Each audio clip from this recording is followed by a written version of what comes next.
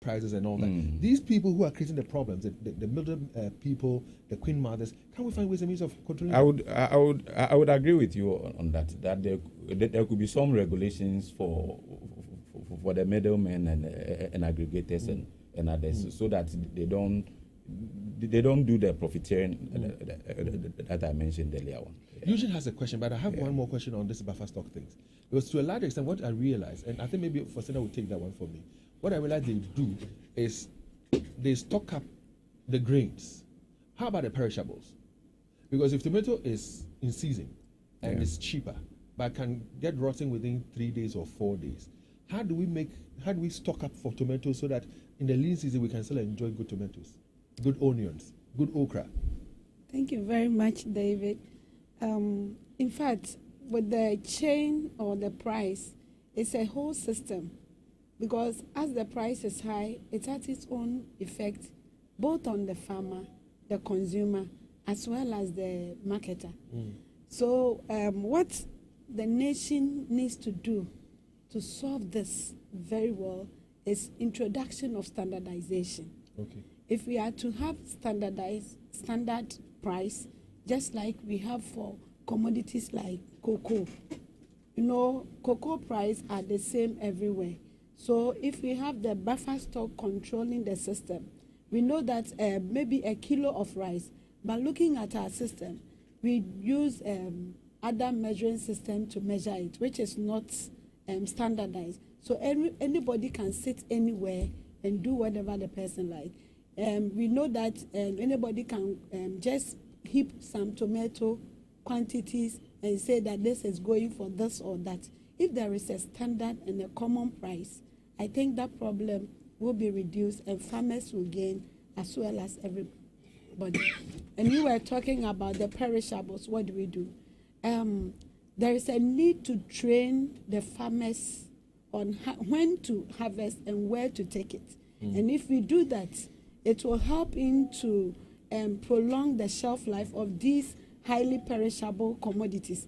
So if they are in abundance, there are other systems that we can channel it. Such as, because when I was reading yesterday, I think it came about hematic bags, silos, and other things that if made available for the farmer, for example, it could help in the preservation of these food crops. Of the grains. So that, because many times they are scared that if I hoard up and I don't sell, the thing might perish. Sure. And I might lose money. So why don't I just give it to those middlemen or queen mothers?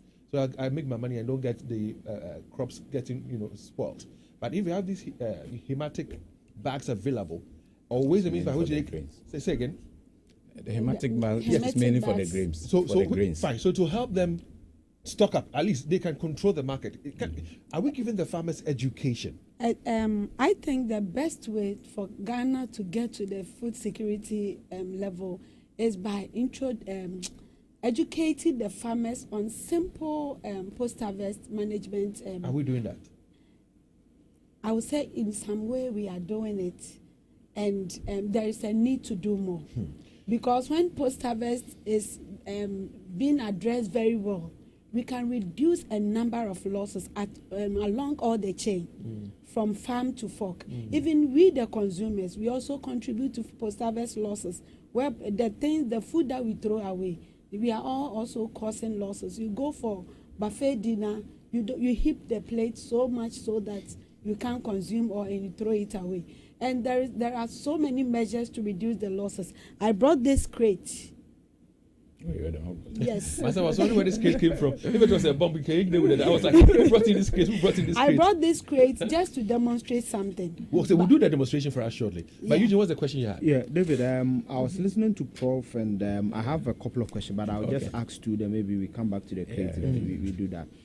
Prof, this is where I believe CSR comes in. When I read your mandate, one of your mandates is about, largely, I'm not paraphrasing, but shaping the science focus of the country. Exactly. And we know how food is important. She brought in the conversation about food security. Yeah.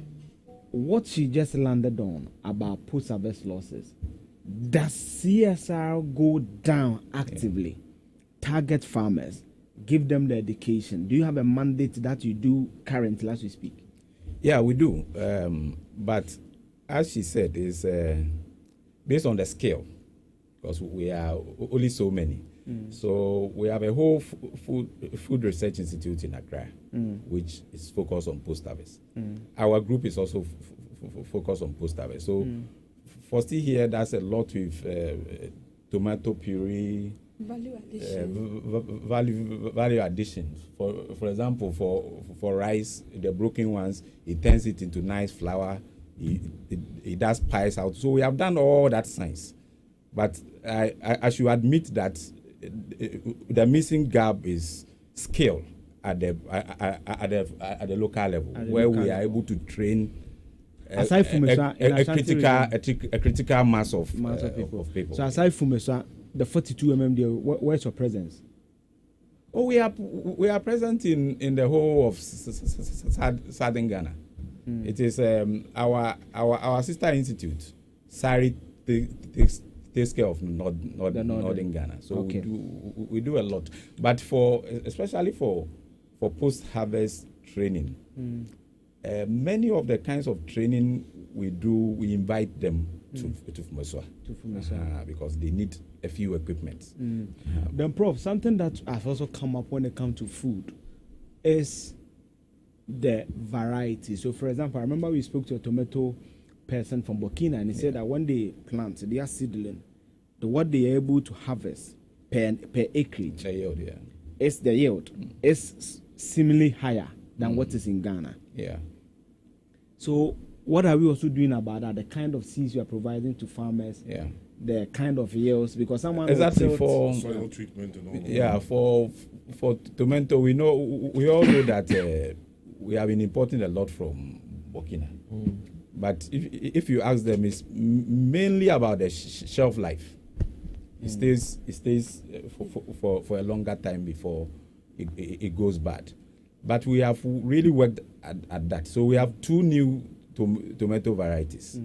And the shelf life is comparable to that from Burkina, and the yields are also comparable. And they are dual purpose. They can be used for industry and for fresh tomatoes. And is the government interested in that? Because often yes.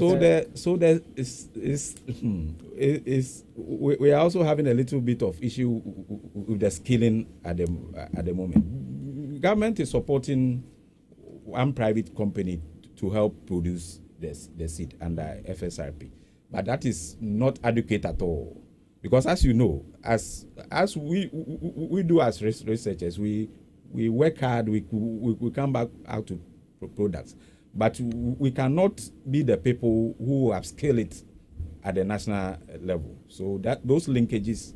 So just like Pozzolana, the Pozzolana issue, the same issue here. CSR as a body, you've done your constitutionally mandated duty to come out of a seedling that can rival what we have in Burkina, possibly reduce the 100 million yearly we spend on tomatoes. But when they come to the policy side, where they need to scale, then the thing starts. Same with rice. I lead the rice breeding project. We have varieties that is comparable to anywhere in the world, and for rice, I've traveled around. I wanted to ask a question about that. So, right now we are talking about, producing more, sometimes looking at, it looks like we even have it in excess. Yeah. How well are our farmers able to produce on scale? And 2, when it comes to taste, because somebody goes on the market and then they see the foreign one, they quickly go for that one and leave the local one. Yes. What are we doing in terms of the change of taste in these products and how to make Ghanaians? Well, that's Leo, right? Yes, please. Leo, so I can assure you, I can bring you rice from my office. You never know it's local rice. I even have some in my car. Package just like the foreign rice. Yes, you and then when you go everything. Price difference. Price difference. A bag, a 5 kg is going for 100 cedis, which is far better than the ones on the market, the foreign ones. So what I'm learning from all that has been said so far has to do with challenges with policy. Yes, and how the whole value chain has to work. So how do we get the buy-in of policy, makers here? And if you don't mind, let me take it from one step to the other. Yeah. So you began talking about tomatoes, for example. And unfortunately, we keep buying large amounts of tomatoes from Burkina Faso, enriching their economy. Yeah. We keep importing or buying onions from Benin and Niger. Niger, yes. And we are enriching their economy. I talked about the Mayanka people who came here and they said, listen, they don't understand why we have vast lands and yet we're not producing enough cattle. And now we still have to go to neighboring countries to buy cattle from them. The tomatoes that we buy from Burkina, for example, Faso, when you go to the market, many people say, Burkina Faso, Burkina tomato. But here you are, you're telling us that you have two varieties of tomatoes, which can equally match that of what they call it, that comes from Burkina Faso. Yeah. That's why I asked the question about policymakers. What do we need to do? Yeah. So that we will say, listen, let's buy Ghana, let's grow Ghana, eat Ghana. Yeah.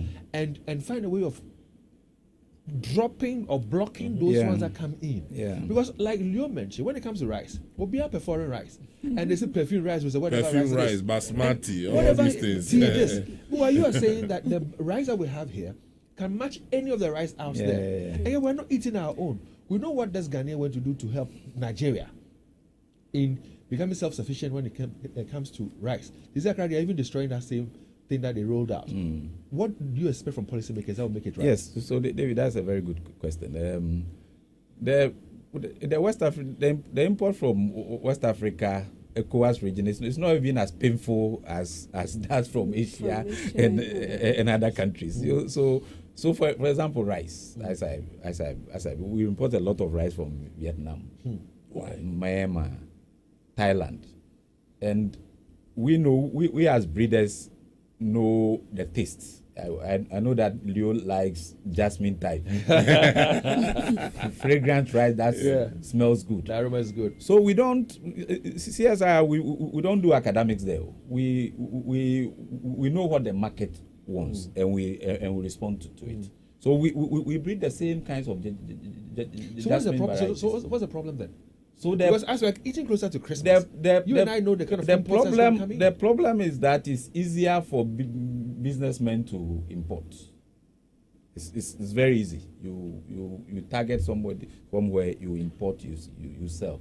They don't want to go through the wahala of putting in their money into farms and maybe it will not rain and all that. But that is where policy comes in. So there has been a policy at the Ministry of Agric that before big players like Olam will be giving foreign exchange to import rice, they have to source a percentage of their rice internally. Do they do that? I don't think it's working. But that is an excellent policy because it results in backwards integration where they will be forced to support the farmers, putting the mills that will build to the. So if that one alone can change the game. So you start. You say you source 30% this year. Next year you increase it to 50%. Within 5 years, we want you to source 90% of all locally. They themselves will go and sponsor the farmers and take the. Prof, when I shared the flyer, somebody sent a message to me. I showed the message to Leo this morning, and he says when it comes to rice breeders in Africa, you are amongst the first 10. So yes, by God's grace, we are all over the place. So as a rice breeder, and you're doing all these works, and then you're not seeing the results as we expected, where policymakers, like you said, will say, okay, fine, if Ola wants to import so and so, buy this amount of percentage from local. What encourages you to is disheartening sometimes. So I'll meet somebody and say, those who know the work I do, and I am also social media savvy. I put a lot of things on Facebook. Then somebody will ask me, so Max, all this work that you say you do, why are we still importing rice? And but can we be self-sufficient with yes. For rice, there's no reason why we should be importing rice. So part of the glut that we're experiencing is because the Korean government supported us. And we produce a lot of seed, quality seed at Dawinya, and it was distributed to the farmers free of charge. It's part of the reason why Odan and Co. you are seeing the high yields. And my varieties are in Gambia, Sierra Leone, all over. They are all growing varieties and in Ghana that I bred. Yes, of course. Yeah. Of course. Prof, I want to do an exercise you do. Yes. So bear with me. It's not a cross-examination, but I want to do something. Remember, for Steve is here for I wanted to say excellent something a little post about the office. policy. The policy, please. Yeah, another way we can channel it so simple is in giving it to the schools and the student getting the taste.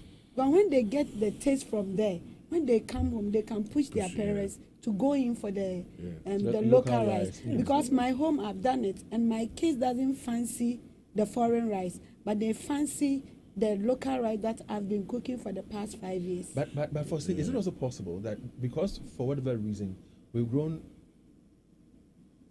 some kind of attachment to the aroma that the perfume rice gives or brings, with the local rice, is there a way we can also have some kind of aroma like that? To it? In fact, we have an aromatic in the rice. we breed is higher than the one. It's better. the It's one we- far That's true, nicer. yeah. Oh yes. Yeah, it's true. I have some in my car. Just get to Unfortunately, our I gate. didn't bring it You- here. You start smelling that. Dave, I agree with what she's saying because I have I read a lot about some of the products, especially in America, chocolates and all these consumables. It was because during World War II, a lot of these products were packaged for soldiers on the field. So when they came home, they missed it, and that is where these companies took advantage and then produced them for the masses. And these companies have all grown. So I think if we can channel it to the schools, as you are saying, when they get out and they want that taste, they can go on the market. But the question is, will it be available? The rice will be available. Yes. So The rice will be if we available. allow the system to work, yes. If we allow it, because the farmers who are experiencing glut now, many of them will not plant this season. So what will happen in the next season is that we will experience And we Shortage. Should, and we should also not forget that in that's as the much as challenge they we are are facing. cultivating and they're not getting the right market for it, Galamsey is also messing up the environment. Large chunks of the land. And also preventing them from doing what they have to do. Yeah, Prof. So if you say a rice breeder, is it the same as a rice farmer? No. Okay, what's the difference? So we do the science part of the farming. Okay. So we create the varieties. Okay. Put it in pannier. if I Then, want- then the farmers will farm. Yes, and then we give the seed. So when you create the varieties, what you come out with is the seed. Yeah. And I tried to do just a casual research on you. Yeah. I won't tell you my sources, but it seems almost every important breeder in Africa, your names comes up. In the last 10 years, Yeah. has any government contacted you directly to say that this is a problem we have a rise, about 1.2 billion or so, the last one I read from GIPC? How can you help us? Has any government in the last 10, 15 years of your life contacted you to help us? Well, not directly, but I would say maybe indirectly. What do you mean by that? Explain further. Can you explain Explain further? further. So they have these government projects that come on and off. So there's currently FSRP going on, which is sponsored by the World Bank. So they will come and say recommend varieties and give us the basic seed. So we will supply the basic seed, and then they will find a way of multiplying it, showing it to farmers, and but honestly, we can do better in using the human resource that Okay. we have. So a follow-up quick question quickly on what you just said. So within the past 10, 15 years, you have not been contacted directly or not in a satisfactory manner. What about our neighboring countries where you say your presence is, Sierra Leone and co? How about them? Well, so Are they doing better than we are doing? We have you.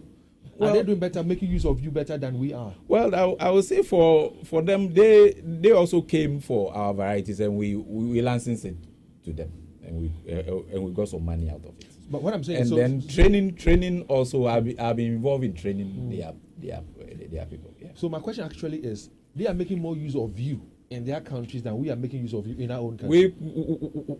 We could do better because I'm Ghanaian, and honestly, so some of us, the only reason why we are still in Ghana is we feel like we have to impact our country.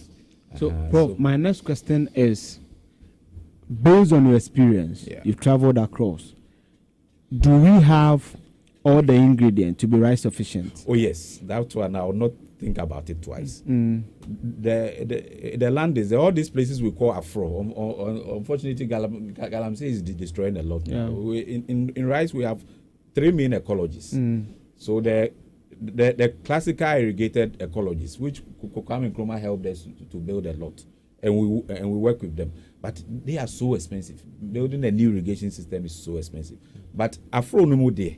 We have a lot of it around. It's a matter of just leveling the land. So and, on and the bonding banks it. of rivers. Yes. We have a lot. Which regions are our gold mine when it comes to rice? Oh, Volta region is the leading area. But in Ghana, all the regions you can grow rice. And I was talking about the ecologies. The classical irrigation system are there, and the Afro area, we call it lowland, rainfall. But we also have rice that can grow upland, where On the maize, hills like the one. yes, that where maize can grow. So there are different varieties, and we have all those varieties. In fact, we have some of the best upland varieties in Africa, which can be grown upland. So if they change their mind, Yeah. and they are committed to making Ghana rice sufficient, you are in 2025. Yeah. How many years do you think we can achieve that sufficiency? Maybe that Eugene, I'll be very conservative because of the issues around. Maximum 10 years. And we can save over $1 billion in the economy. We can. That is if we decide to sustain it. Because you might start something, another government will come, will not continue. For rice, honestly, it's a low hanging fruit. We have the varieties, we have the knowledge. We just have. Do you think something is wrong with us as a country? So when the Parliamentary Select Committee they visited the last time, that's what I told them. You know, the challenge is that I think our policies appear to work in silos, because they had a full planting for food and jobs, and there's no R&D component. You don't do that. So they invited us for a stakeholders meeting on Feed Ghana as well, and we raised the point. R&D is not an afterthought. What is R&D? Research and development. Okay. So because you are competing with other countries. So in America, for instance, the rice that used to come from America, Texas Stars, number 5, all that they package it like that. They only maintain the grain type, but every 5 years there are better varieties, higher yielding varieties. So to be competitive as a country, you have to support your scientists to innovate. That's the only way you can be competitive. I hear you. Now, so for still, let's come to you now. Now, for example, yesterday when we were having our conversation, we had a doctor friend, Dr. Jones, who was listening to us, and he says, listen, he traveled to Kita, and when he was returning, he saw a box of tomatoes, and it was very cheap, but he couldn't buy it all because of space in his vehicle. But at least he bought half of that box of tomatoes. I'm asking this question because you and I know that tomatoes is perishable. And there are some women who are listening to us right now who, when they go to the market and they find that it is cheap, they would want to buy it in large quantities. But how do you preserve them? How do you store them to serve you for long? And there are other, food crops that come in season, and people would want to buy them. But again, the fear is, how do I store it so that at least I can eat it for a long at a cheaper cost? You are the food scientist. What do we need to be doing? Because I know, for example, a friend of mine who, when it's time for mushrooms comes, he buys the mushrooms, he half cooks it and puts them in bags, and then puts it in the deep freezer. As when he needs it, he goes for it. But what about the tomatoes and the okra and the onions and stuff? What do we do? Okay, thank you very much. With regards to tomatoes, it's so simple. Those of us in the urban sectors, it's easy to preserve it by way of freezing it with the whole fruit, putting the whole fruit in your freezer, and then storing it so that at the right time you'll be taking it bit by bit. And another way is let me ask a question that forgive me. You know that when you put the tomato in the deep freezer, when you want to use it for stew, for a stew is okay. Maybe tomato, what do you call it? Soup, it's okay. But when you want to grind pepper, it becomes a problem because it becomes so watery and so. Yeah, there's freeze injury. So how do you fridge injury? So how do you manage that? Okay, with regards to the one maybe you want to use for pepper, there's another way of preserving those ones. And that's how. Yeah, you can put it in the fridge. Mhm. If and then put it at a temperature of 4 degrees.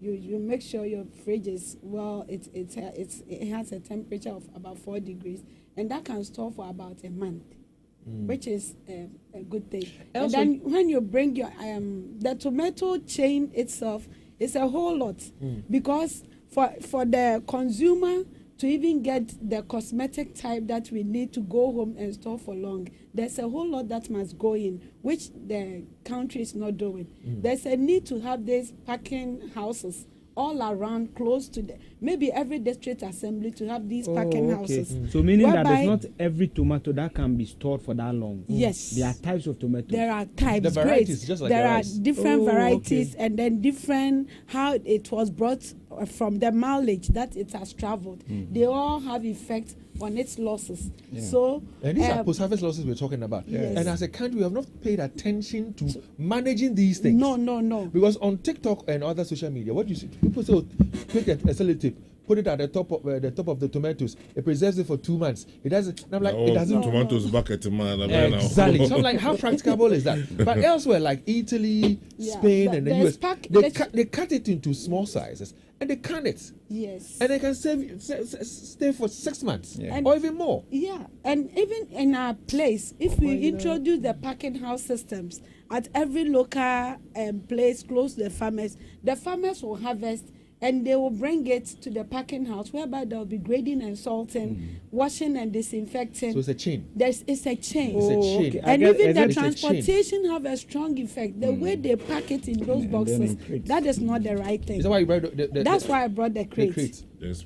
That's The why I brought demonstration. the So, crate. so, madam, is it like what they do in the mall, where I've noticed that minye is kakakre, okoto kutu or more, utumu se kutu and say 10 cedis. That's omunya size, no. Yeah. Exactly. That's the. It all packaging has system. effect on how it can store. Oh, okay, interesting. And then you sort and you grade. So different sizes have different prices And purposes. and purposes. So back to we want to do education. That's why we're here this morning. What about, let's say, onions? People say, oh, when you buy the onions, want the onions to last long, keep drying it in the sun. But I say, so no, the sun is not out. So how do you preserve your onions as well? The onions too, you need to, when you buy it and you go home, you need to sort it and take off all the sick ones out, because Don't lump them together. no, when you have the ones that are infected together with the good ones, by the time you realize, it will destroy the whole thing. Oh. So you take your time.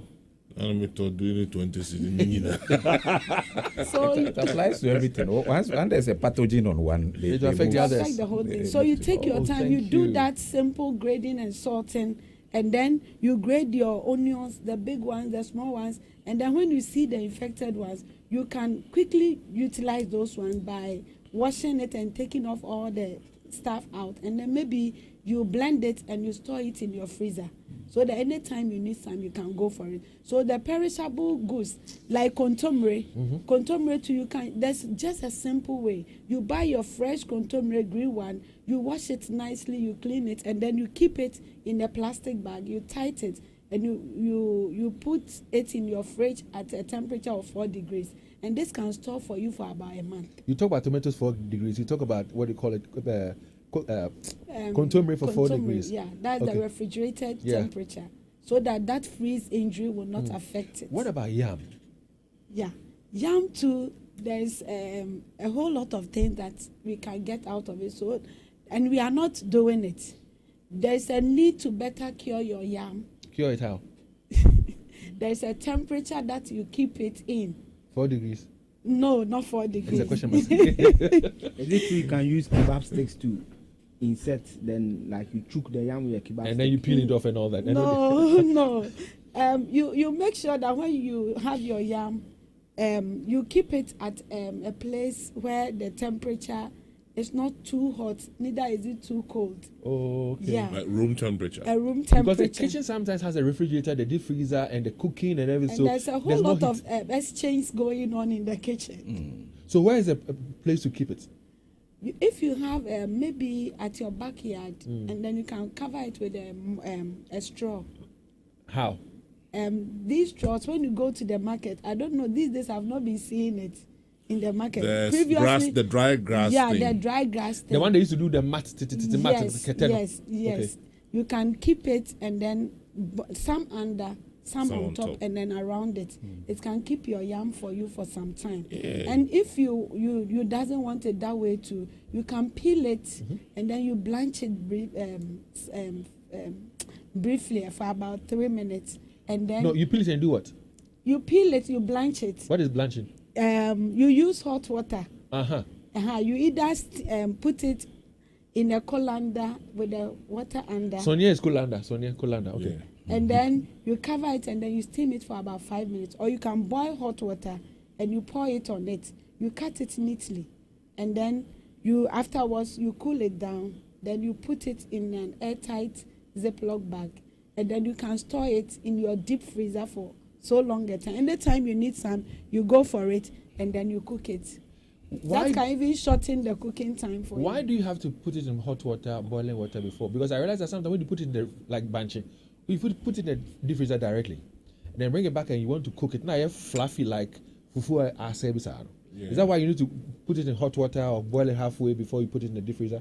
For yam, the reason why you are doing that is to not to let it brown. Oh, okay. Yeah, to suppress that enzymatic browning so that you can have that color. Oh, okay. Yeah. Okay. So that will help it to reduce. See, so all we've shared with you this morning are basic, simple things that we can all do. Yeah. So we can sit back at home and say, oh, this food is in season. How do I preserve it? Yeah. And she's told you how to preserve your tomatoes, how to preserve your yam, how to preserve your onions, and the other things that they are, are available. So even when they are out of season, now it will be out of season. If you go to the market, you have it to buy, but at an expensive price. But when it's in season, now to the show freezer 4 degrees, I bet charm up. Yeah. And I think if we are able to manage it at our consumer level, we can even if there's no food, there will still be food. Yeah. Because you have it in your home, and then that will also save you from always going to town or going to market to buy. And that time you can use it for other purposes. So with the post-harvest activity, it's a whole lot of system that everybody is inclusive. It's not just one person. It's not based on one person. Everybody, the consumer, the marketer. Where before they prepare yam, they count. Exactly. Do you think as family you also need to start going that route where if you are cooking rice, you need to start asking those questions? Exactly. And even when there is a leftover, you make sure you preserve it so that you can reuse it. And you make sure that you cook it in such a way that there will be so much of that, the one we call asie. So that... Sorry, forgive me. Even the asie, the kanzo, they are bagging it in Abuchi and selling it in supermarkets. Yeah, but don't be too quick because they have a special way of cooking it, making sure that but they you get and I that know. Listen, you and I know when we were growing up, when we go to the wache seller, kanzo. Yeah. But they do, baby, because we would tease each other. Who needs kanzo or kanzo? Who needs kanzo or asie? Yeah. Right now we put water in there and throw it away. Yeah. The one thing I have realized is most Ghanaians don't know how to cook rice. Most people cook rice with fire instead of steam, and that is why. But it depends on the kind of rice you want. You know, there are a variety of rice cooking. Yeah, but the basic is every rice is cooked with steam. You will get it will cook properly if you do it that way, and even the kanzo will come, but it will be very thin, very soft for you to eat. Exactly. But that one it doesn't help. What he's saying is true. Yeah. So David, I wanted to take what Fossey was saying at the broader national level. Yeah. So because for food production, there's always a lean season and a season where there's abundance. So we must always do that. So I will recommend a lot more of cottage industries, where at the farm gate there will be those. What she's saying is very good. The way we manage it at home, but on the national level, and also to solve a lot of the youth unemployment that we are facing. There should be a policy where there should be cottage industries at the farm level, where these young guys will turn it into something else. Yeah. And even the tomatoes, you can turn it into other products. Exactly. Like tomato jam. And the paste. The tomato paste is easy to prepare, and the chopped tomato canning. It's easy to prepare. And even when you take one commodity, there's a lot of employment that can be created, like the rice, for instance. Everything about rice can be utilized into good form. The broken rice that sometimes they just throw it away without using it for anything.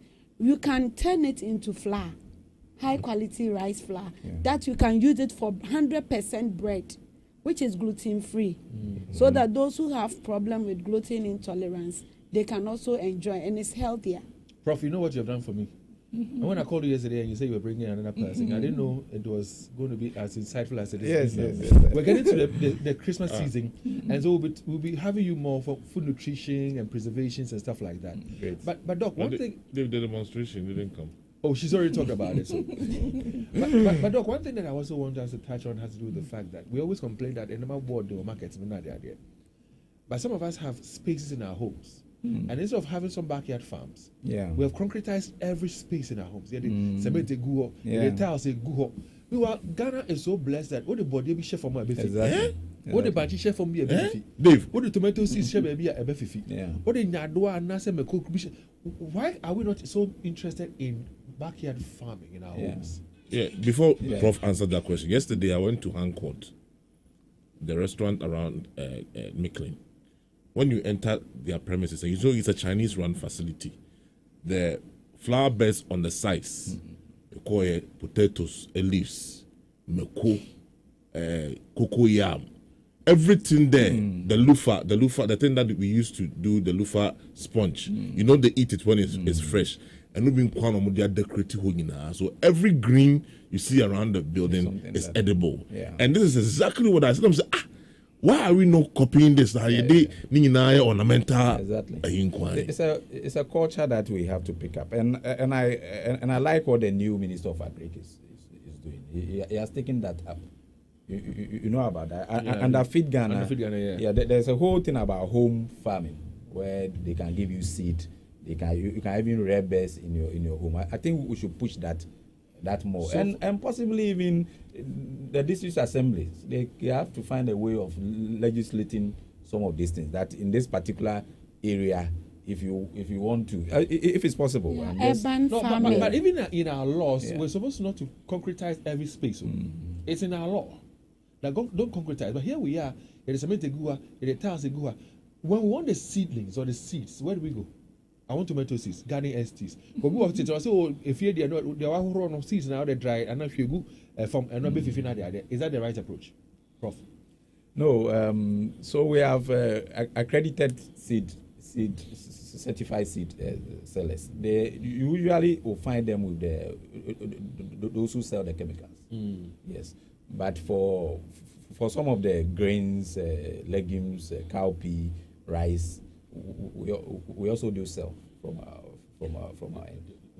Yeah. Well, I don't know whether you have any contribution to make as a listener. You can call us now on 03220 83596, 03220 83597, and 03220 83598. All the things that we've talked about this morning. If there's any input you want to make, if there's any question you have, especially the women out there, the mothers out there. Listen, maybe you've heard something that you want clarity on, you want more information on. Fosti is here. She's going to help you. For me, I've learned a lot so far. I'm going to make use of it big time. Before the calls come through, Eugene, Yeah, Prof, I have a business proposal. I think that during the Christmas period, maybe you should set up a CSIR where you come to Love FM. I mean, we partner you, we give us expertise and all that. Find a way to, because it's not just about promoting what you have. Yeah. Because recently I saw, the guys who drove from Accra to London. Yeah. Two of my friends, Richard. One of them is my mate, Pepra. At Presec. Yeah, he's the one I'm talking now. You see, he's into real estate. Okay. He builds one of his houses. The whole area, everybody has issue, but he's okay because of Pozzolana. So it seems that CSI have a good thing. On your lawns, around this from a church, you can have a long table, set up some of these things, And I believe that when you do that little by little, by the way, we're also conscientizing people and changing their taste. So I think that's something that you can pick up. A business model, set up around Love FM, set up there, and ask the people come and experience it.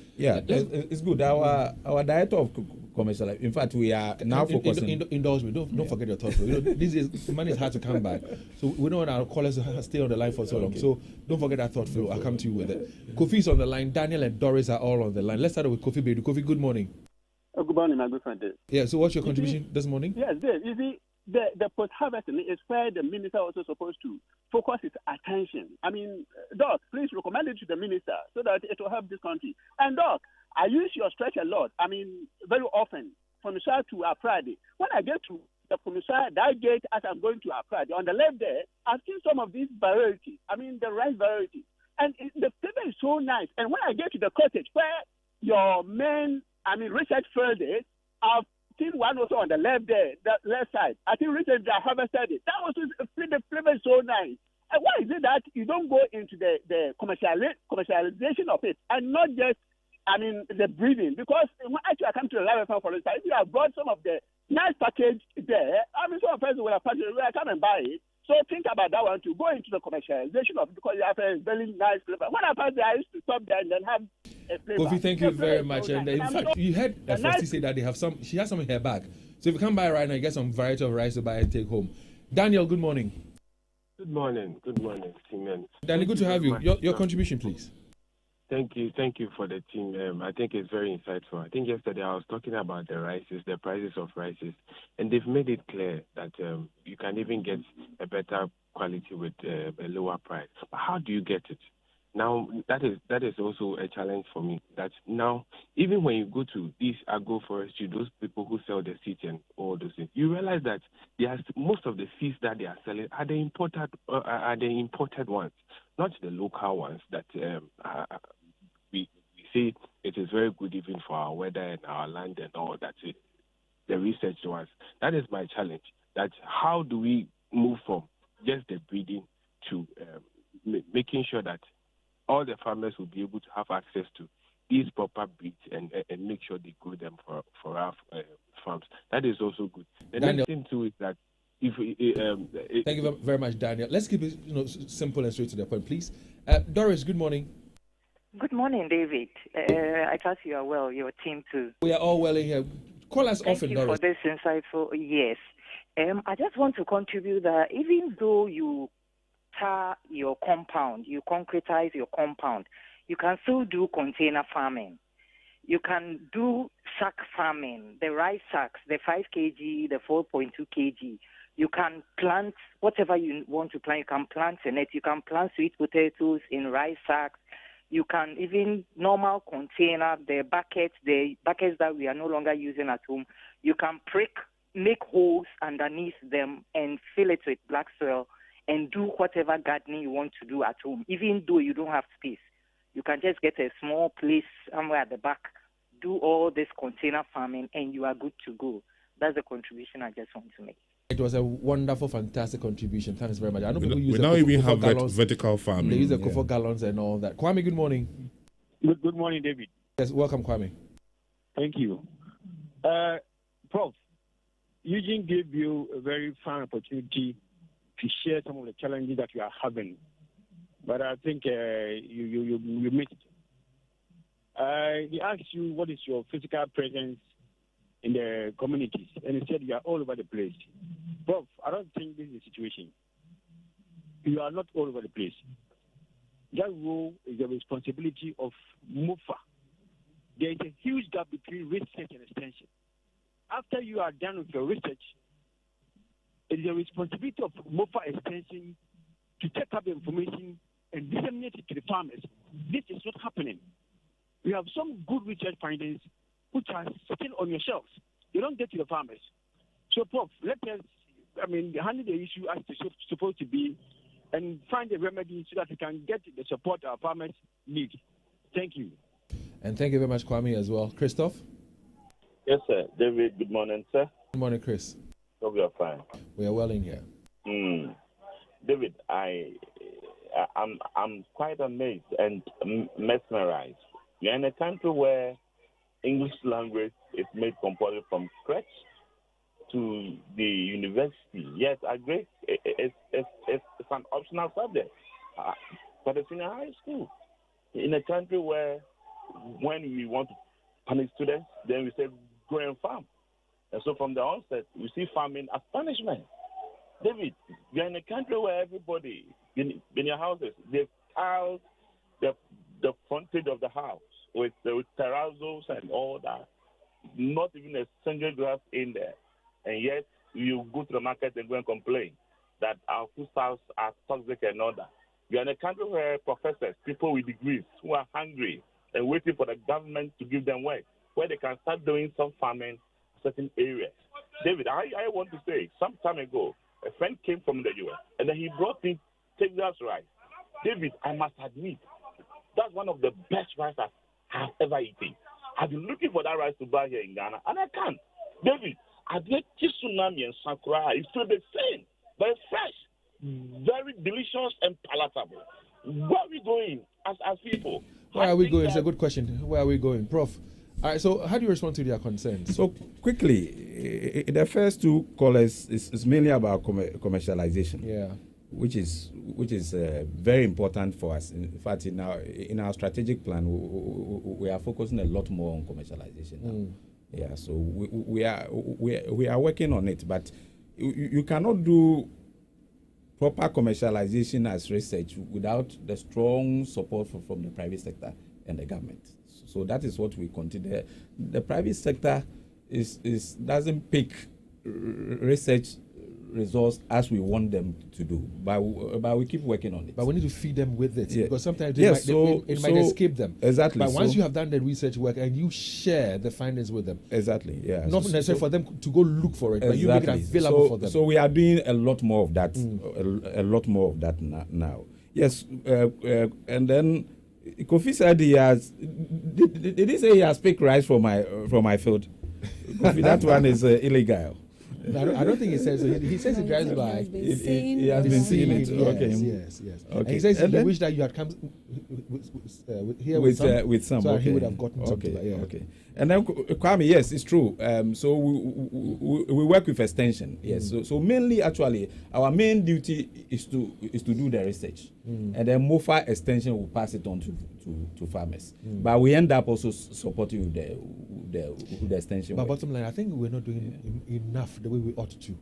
You know, our presence and the benefits, and we should be doing much more than we're doing right now. In general, I agree that the value chain is not working as much as it should. Yeah. Right. So yes, and then Christophe also talked about us doing the farming and all that. So I think Doris also made a very good point in there that you can use the rice sacks and use other containers. You know, no matter what space you have, you know, you can still grow or cultivate something for your own consumption. It cuts down the money. You can even use car ties. Put the sand in there, you know, and then cultivate something. So at least when you go to the market, you have those things at home, so you don't buy them from the market. Listen, I'd like to say a very big thank you to the both of you. And I'm talking about Faustina, Mrs. Faustina Ochre, food scientist with CSIR-CRI FOMISA, and to you, Professor Maxwell Dakwasante, rice breeder and director CSIR-CRI FOMISA. I'm happy when I called you yesterday, you didn't hesitate at all to be here this morning. It's been very eventful, very educative and informative. And like I said, for you, Faustina, because Christmas is around the corner, we'd like to know a lot of food preservations. We'd like to know about what we can do in our homes. Like things. You talk about the rice flour that we can turn into. You can use it for very nice cookies. So we'll be inviting you some more. Cake and stuff. Yeah. So for this container, leave it for us. We'll find use for it. But ladies and gentlemen, in fact, we can work with you to do a whole exhibition on some of the things. So let's do this. We did a big open day in August. So let's do this. We have an upcoming event. Your group were there to cover. We have an upcoming event. Although it's a habitat fair, this is still habitat stuff. Okay. But feeding, growing stuff, you know, on our premises are all home stuff. Yeah. So we can invite you to be part of the habitat fair coming up somewhere in November. So people who come back and engage with you, buy more of your rice products and other things you have, they get more education and information from you as to what they can do in their own homes and all that. So let's work together. Let's do some partnership. Well, thank you very much for passing. Yeah, thank you so much. And it's now some 90 minutes to hit 9. In a bit, we'll be crossing over to join 99.7 for the Super Morning Show. Today, we'll be talking more about a DSTV, issue, Sam George DSTV saga, and we'll also be talking about the single digits that we have in terms of inflation. But Leo, what are people saying on the WhatsApp? It says, "Good morning, David. Please ask the man for us. I learned the local rice is expensive than the foreign ones. I'm very much interested in the local rice. So how best can they help to reduce the price for the local rice so people would rather patronize than the perfume ones from abroad?" And the second one says, "Uncle, I had the privilege to be part of the team that set up a Otufo processing factory and as the first supply chain officer of Bodukwan Multi-Fruit Company." Okay, you agree or disagree? Foreign rice more expensive, local rice more expensive than foreign rice? Well, I think we could decrease our cost of production, but it's also because a lot of the inputs are imported. Yeah. All right, so we'll do this again sometime soon. Thanks very much, ladies and gentlemen. Leo.